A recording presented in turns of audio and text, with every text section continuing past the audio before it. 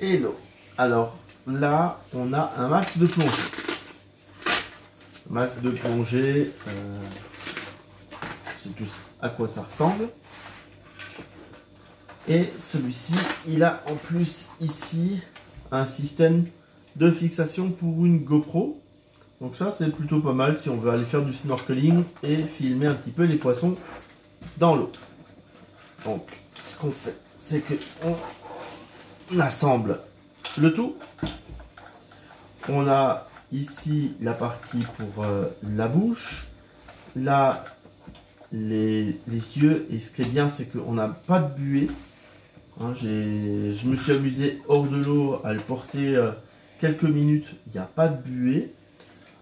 J'ai pas encore pu, du fait du confinement, aller le tester en piscine, mais j'ai hâte de pouvoir le faire. Il y a ici une valve de surpression, donc je pense qu'une partie de l'air peut partir par là en dessous. Il y a là-dedans une petite bille, donc ça va venir bloquer l'arrivée d'air quand on plonge. Donc ça, c'est bien aussi.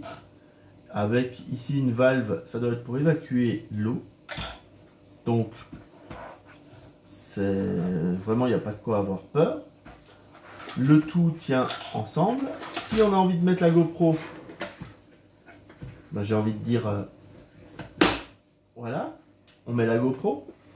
Donc elle se retrouve là-haut, ce qui permet un cadrage relativement simple de ce qu'on est en train de regarder.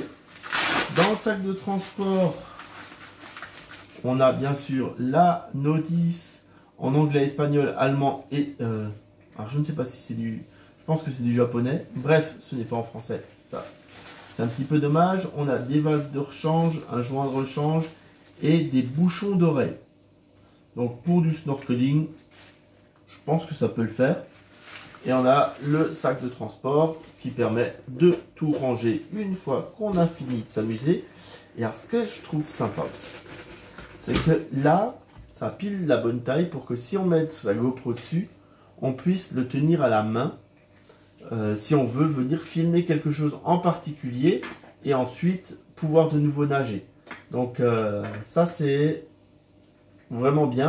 On peut venir filmer un détail et se le remettre sur la tête quand on a fini, une fois sous l'eau ou bien en train de nager. Au niveau du démontage, voilà, on retire. Tout tient ensemble par des petites choses. Il y a vraiment un flux d'air qui est géré ici par différents canaux. C'est la même chose ici. Hein, il y a différents canaux.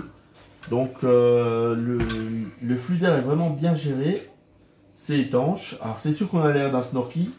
Hein, pour ceux qui ont de ma génération qu'on connu. Mais c'est confortable. Alors attention, au tout départ ici, c'était vachement serré là en bas.